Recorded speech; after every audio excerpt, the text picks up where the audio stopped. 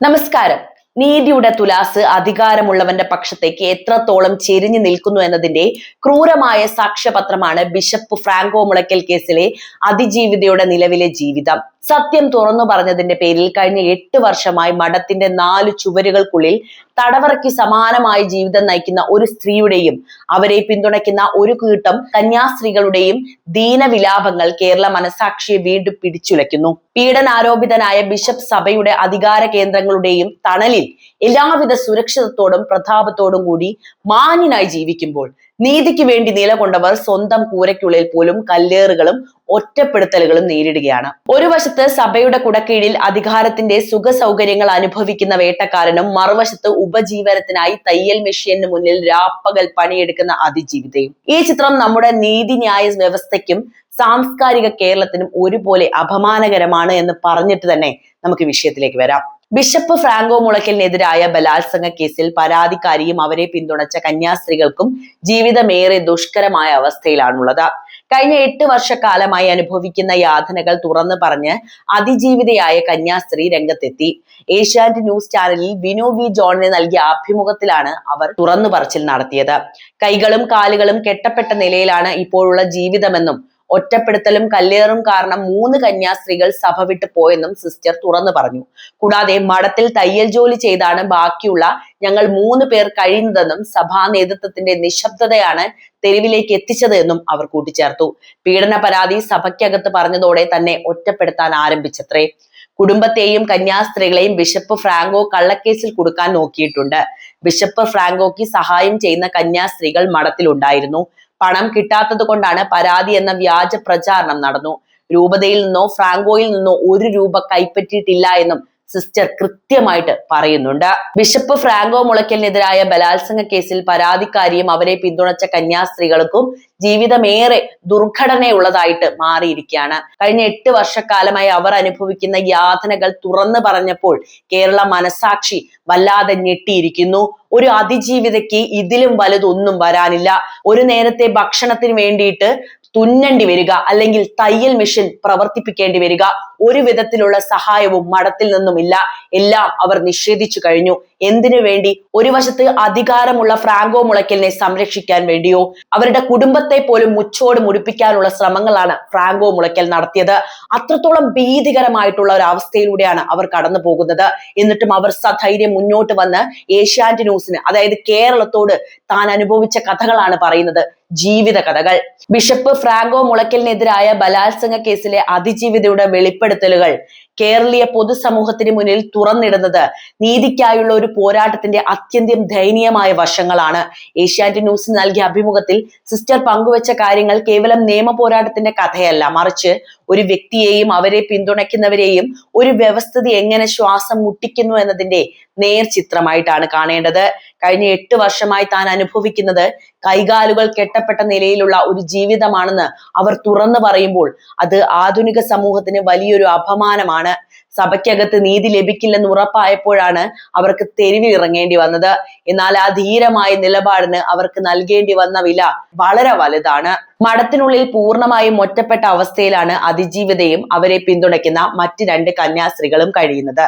സഭയുടെ ഔദ്യോഗികമായ യാതൊരു സഹായവും ലഭിക്കാത്തതിനാൽ തയ്യൽ ജോലി ചെയ്താണ് ഇവർ ഇപ്പോൾ സ്വന്തം ഉപജീവനത്തിന് വഴി കണ്ടെത്തുന്നത്. അവരെ പിന്തുണച്ചതിന്റെ പേരിൽ 3 കന്യാസ്ത്രീകൾക്ക് സഭ വിട്ടു പോകേണ്ടതായി വന്നു എന്ന വസ്തുത പീഡന വിവരം പുറത്തു പറയുന്നവർ നേരിടുന്ന സാമൂഹികവും മാനസികവുമായ ഒറ്റപ്പെടുത്തലിനെയാണ് കാണിക്കുന്നത്. മഠത്തിനുള്ളിൽ നിന്ന് പോലും കല്ലേറുകളും നിരന്തരമായ പരിഹാസങ്ങളും ഏൽക്കേണ്ടി വന്നുവെന്ന് അവർ തുറന്നു പറയുമ്പോൾ ഒരു ക്രിമിനൽ കുറ്റാരോപിതനെ സംരക്ഷിക്കാൻ ഒരു സമൂഹം എത്രത്തോളം ക്രൂരമായി എന്ന് നമ്മൾ ഇവിടെ ചിന്തിക്കേണ്ടിയിരിക്കുന്നു. സഭയുടെ ഉന്നത നേതൃത്വം ഈ വിഷയത്തിൽ പുലർത്തുന്ന മൗനം കുറ്റവാളികളെ സഹായിക്കുന്നതിന് തുല്യമാണെന്നാണ് അതിജീവിതയുടെ പക്ഷം. അതാണ് യാഥാർത്ഥ്യവും, അല്ലെ?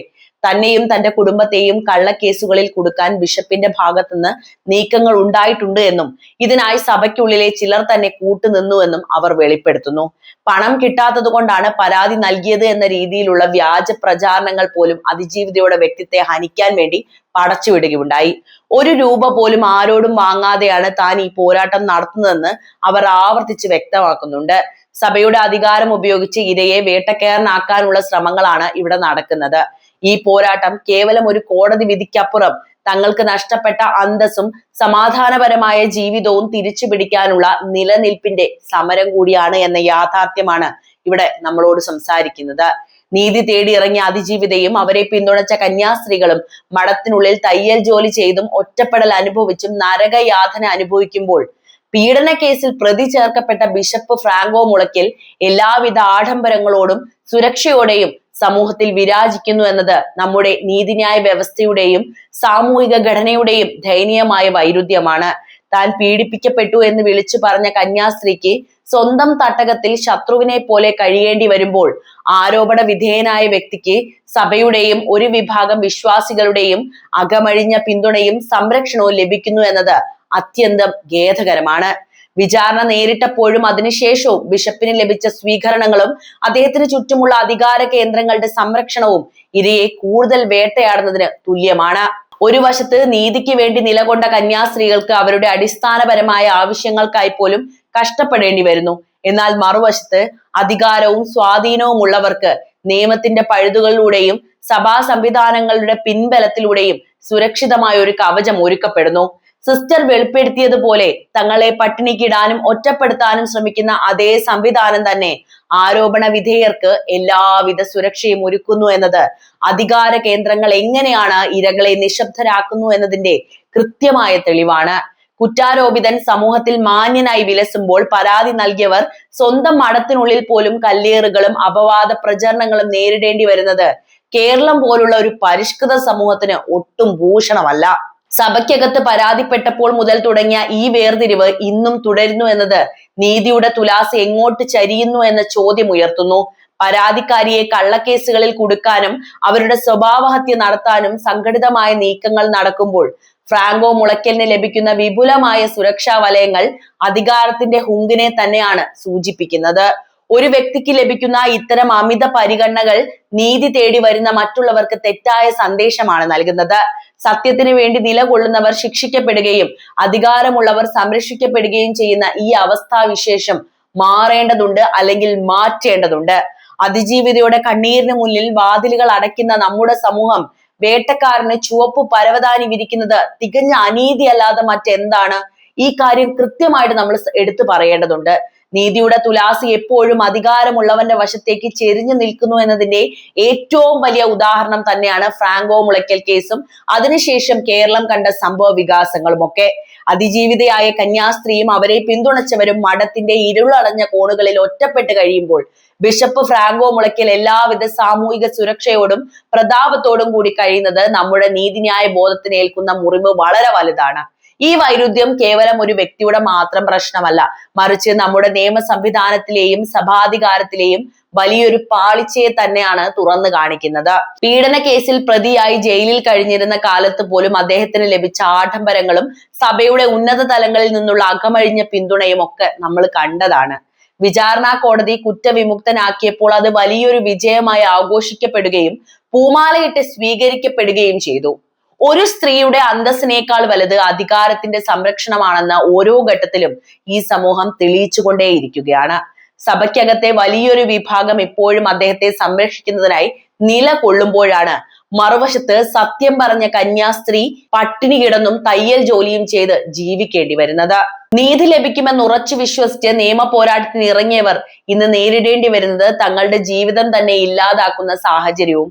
ഫ്രാങ്കോ മുളയ്ക്കൽ സുരക്ഷിതമായ ഭവനങ്ങളിലും വിശ്വാസികളുടെ അകമ്പടിയോടെയും സഭയുടെ സാമ്പത്തിക ഭദ്രതയിലും ജീവിക്കുമ്പോൾ പരാതി നൽകിയ കന്യാസ്ത്രീകൾക്ക് സ്വന്തം കുടുംബത്തെ പോലും സുരക്ഷിതമായി കാണാൻ കഴിയുന്നില്ല. തങ്ങളെയും തങ്ങളെ സഹായിക്കുന്നവരെയും കള്ളക്കേസിൽ കൊടുക്കാൻ ബിഷപ്പിന്റെ സ്വാധീനം ഉപയോഗിച്ച് നിരന്തരമായി നീക്കങ്ങൾ നടക്കുന്നുവെന്ന് അവർ തുറന്നു പറയുമ്പോൾ ഇവിടെ നിയമം ആരെയാണ് ശരിക്കും സംരക്ഷിക്കുന്നത് എന്ന വലിയ ചോദ്യം പ്രസക്തമാകുന്നുണ്ട്. ഇരയെ നിരന്തരം വേട്ടയാടുകയും കുറ്റാരോപിതരെ വിശുദ്ധനാക്കി വാഴിക്കുകയും ചെയ്യുന്ന ഈ ശൈലി സമൂഹത്തിൽ മാരകമായ പ്രത്യാഘാതങ്ങളാണ് ഉണ്ടാക്കുക. അതിജീവിതയുടെ വെളിപ്പെടുത്തലുകൾ പ്രകാരം മഠത്തിൽ അവരോടൊപ്പം നിൽക്കുന്ന കന്യാസ്ത്രീകൾ പോലും ശാരീരികവും മാനസികവുമായ അതിക്രമങ്ങൾക്ക് ഇരയാകുന്നു. അതേസമയം ബിഷപ്പിന് എല്ലാവിധ നിയമസഹായങ്ങളും സാമ്പത്തിക സുരക്ഷയും ഉന്നത ബന്ധങ്ങളും തുണയായിട്ടുണ്ട്. വേട്ടക്കാരന്റെ സുരക്ഷയും ഇരയുടെ ദുരിതവും തമ്മിലുള്ള ഈ വലിയ അന്തരം നീതിപീഠങ്ങളിലുള്ള വിശ്വാസത്തെ പോലും ദുർബലപ്പെടുത്തുന്നുണ്ട്. അധികാരമുള്ളവന്റെ സുരക്ഷയല്ല, മറിച്ച് ദുർബലന്റെ സത്യമാണ് സംരക്ഷിക്കപ്പെടേണ്ടത് എന്ന പ്രാഥമിക ബോധ്യം പോലും ഇവിടെ വിസ്മരിക്കപ്പെടുന്നു. എന്തുകൊണ്ട് കന്യാസ്ത്രീ ഇപ്പോൾ മുന്നോട്ട് വന്ന് ഇത് തുറന്നു പറഞ്ഞു എന്നല്ലേ? നടി ആക്രമിക്കപ്പെട്ട കേസിലും ഇതുപോലെ ഒരു നീതി നിഷേധം നടന്നു എന്ന് അവർക്ക് തോന്നി. അതുകൊണ്ട് തന്നെയാണ് 8 വർഷമായി അവർ അനുഭവിക്കുന്ന അവരുടെ ജീവിതം വളരെ കൃത്യമായിട്ട് അടയാളപ്പെടുത്താൻ അവർ മുന്നോട്ട് വന്നത്. നീതി നിഷേധിക്കപ്പെട്ട എല്ലാവർക്കും നീതി കിട്ടേണ്ടതുണ്ട്. അതിന് നമ്മുടെ സമൂഹത്തിൽ മാറ്റങ്ങൾ വരിക തന്നെ വേണം. ഇരയ്ക്കൊപ്പമാണ് നിൽക്കേണ്ടത്, അല്ലാതെ വേട്ടക്കാരന്റെ കൂടെയല്ല. അത് തന്നെയാണ് വീണ്ടും പറയാനുള്ളത്. ഈ വിഷയത്തിലെ നിങ്ങളുടെ നിലപാട് അറിയാൻ താല്പര്യമുണ്ട്. എന്ത് തന്നെയായാലും കമന്റ് ആയിട്ട് രേഖപ്പെടുത്തുക. മറ്റൊരു വീഡിയോയുമായി വീണ്ടും എത്താം. നന്ദി.